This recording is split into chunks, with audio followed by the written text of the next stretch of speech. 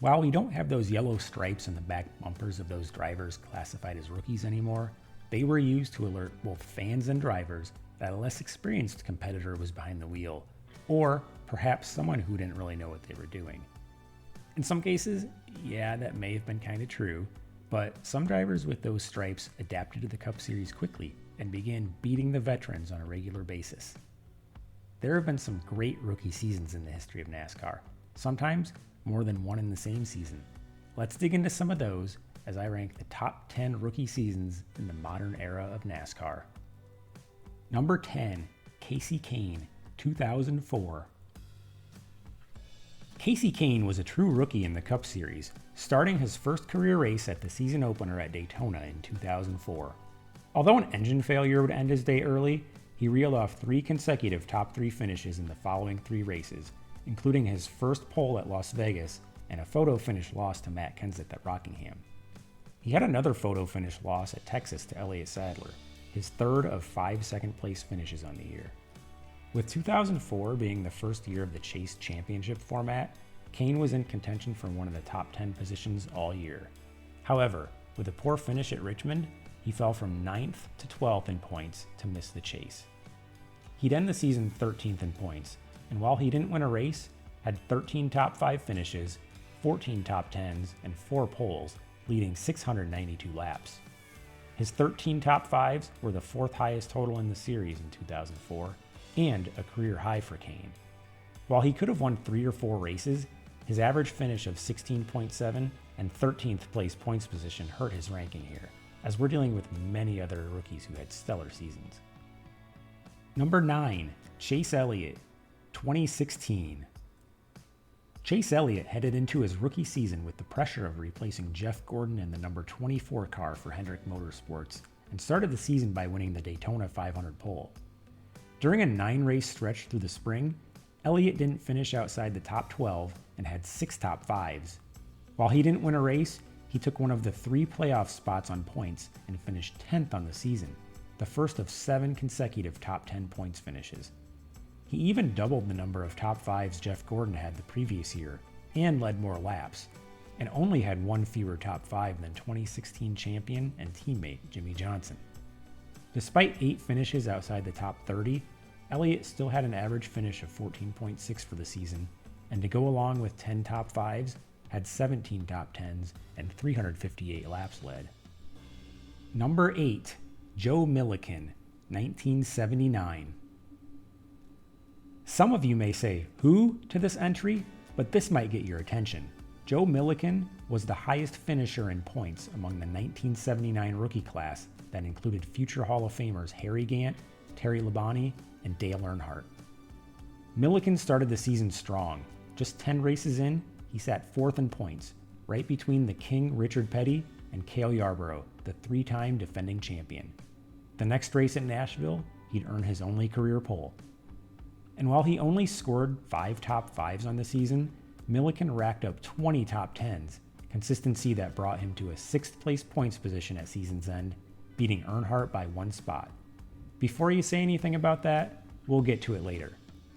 And one more impressive thing about Millikan's points finish, everyone else inside the top 10 in points in 1979 is in the Hall of Fame.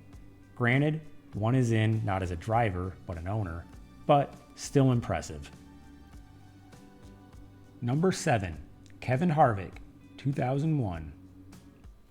Like Chase Elliott, Kevin Harvick replaced a legend of the sport, albeit under much different circumstances. Harvick was slated to run select Cup Series races in 2001 and the number 30 for RCR while he chased a Busch Series championship. However, Harvick was called on to run the remaining 35 races of the Cup Series schedule after Dale Earnhardt was killed on the last lap of the Daytona 500.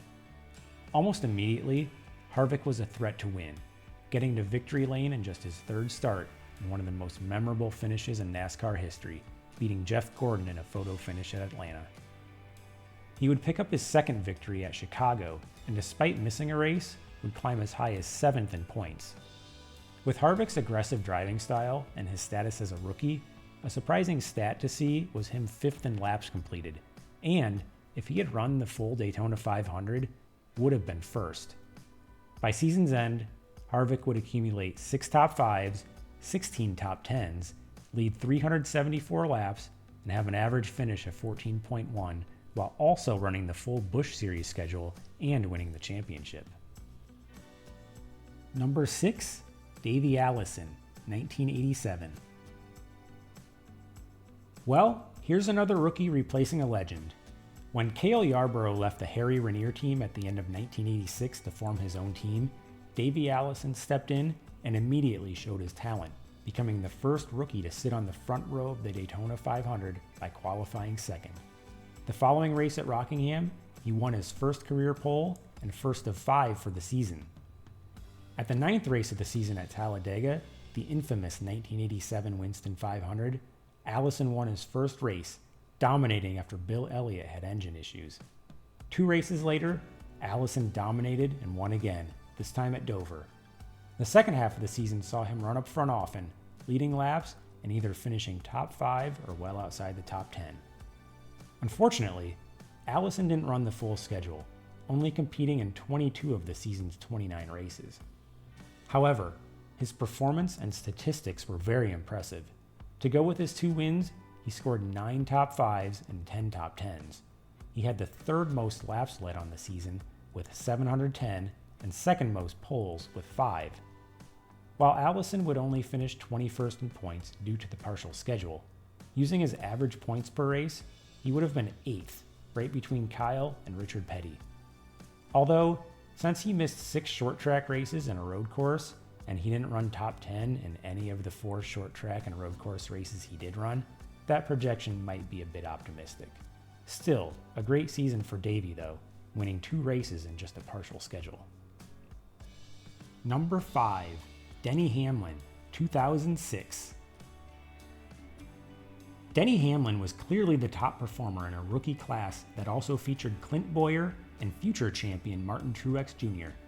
Despite a slow start to the season, Hamlin went on a stretch of 18 top 15 finishes in 19 races that included 2 wins from the pole, both at Pocono, while leading 234 of the 400 laps. Using that consistency, he became the first rookie to make the chase. That might be an idea for another video, rookies in the chase and playoffs. Let me know in the comments if you'd like to see that.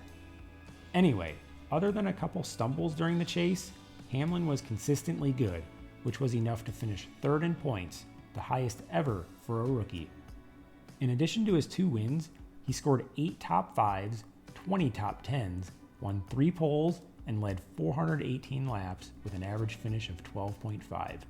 The 3rd place points finish was slightly aided by having the end of season chase, but it was still a great rookie season for Hamlin. Number 4, Jimmie Johnson, 2002. Heading into the 2002 season, did anyone expect Jimmie Johnson to do what he did in his rookie season? Yeah, he was driving a Hendrick Motorsports car, but there wasn't much from his Busch Series career that gave us any indication this was coming. Jimmie started the season by winning the pole for the Daytona 500, but I don't think anyone took notice until his streak of 5 consecutive top 7 finishes put him 3rd in points after the 7th race of the season at Texas. He won his first career race at Fontana and followed that up by sweeping the 2 races at Dover. With just 7 races remaining in 2002, Jimmie actually led the points. However, the next race at Talladega, starting on the pole due to a qualifying rainout, a bizarre pace lap incident with Mark Martin damaged his car. Although it didn't really matter as all Hendrick cars had engine issues that day, including Jimmie, that awful luck basically put him out of contention in the race and out of the points lead. Jimmie had a few more rough races to end the season and wound up 5th in points, his 3 wins tying a rookie record. He ended the season with 6 top 5s, 21 top 10s, 4 poles, 838 laps led, and a 13.5 average finish. He also completed the most miles in the series for the year, an impressive mark for a rookie. But he didn't win Rookie of the Year because... Number 3, Ryan Newman, 2002. Yes, Ryan Newman beat Jimmie Johnson for the 2002 Rookie of the Year. Really, I could have flipped a coin between the two for the numbers 3 and 4 rankings, but went with Newman at number 3 mainly for one reason: those top fives. He scored 14 top fives, including 5 second place finishes, to go along with his first career win at New Hampshire in September. Newman started the season strong and was second in points after the 5th race of the season at Darlington. However, 4 straight finishes of 37th or worse put him back to 21st in points. He'd slowly dig his way out of that hole, and by the end of the year, he'd finish 6th. But with as close as the 2002 championship race was, if Newman had finished around 20th in each race of that slump, he'd have scored more points than the actual champion, Tony Stewart. To go with his 1 victory and 14 top fives, which was second highest in the series, Newman notched 22 top 10s, tied for the series lead, had 6 poles, led 754 laps, and had an average finish of 14.5. Number 2, Dale Earnhardt, 1979. I said we had a follow-up to Joe Millikan at number 8, and here it is. If Millikan beat Dale Earnhardt in points, why would Earnhardt be this far above him in these rookie rankings? Earnhardt won in just the 7th race of the season at Bristol and was consistently good all year, with his only poor finishes coming in races he crashed. In one of those crashes, at Pocono in July, he broke both collarbones and ended up missing the next 4 events, dropping him from his 5th place points ranking. Overall, despite the lower points finish, he outperformed Millikan to win the 1979 Rookie of the Year, coming back to finish the season 7th in points, with 1 win, 11 top 5s, 17 top 10s, and 605 laps led. His 4 poles matched his career high, and if we were to take his average points per race, would have finished 5th in the season standings had he run all the races. An interesting side note, while Earnhardt was out of action, David Pearson was his substitute driver and won the Southern 500. Before we get to number 1, I want to give a special mention to Carl Edwards, whose first full season in the Cup Series was exceptional.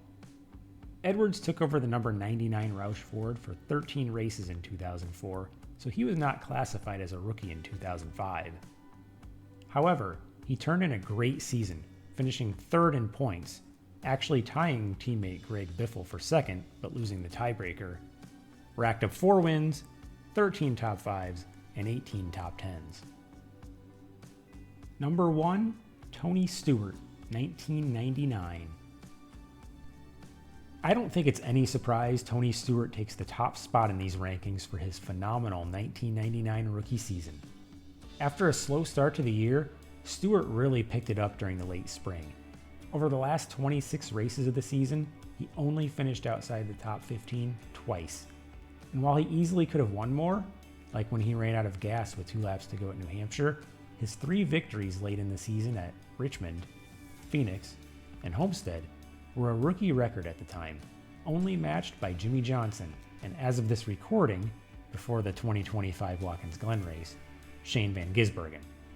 He ended the season 4th in points, was 2nd in the series in laps led with 1,223, had 12 top 5s, 21 top 10s, and an average finish of 10.3.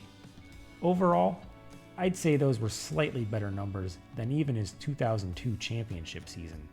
And of course, we were introduced to the iconic bright orange number 20 Home Depot Pontiac.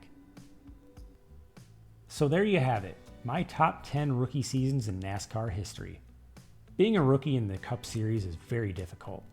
Most of those who run up front also have consistency issues throughout the year, which makes what the top 5 on this list accomplished so much more impressive.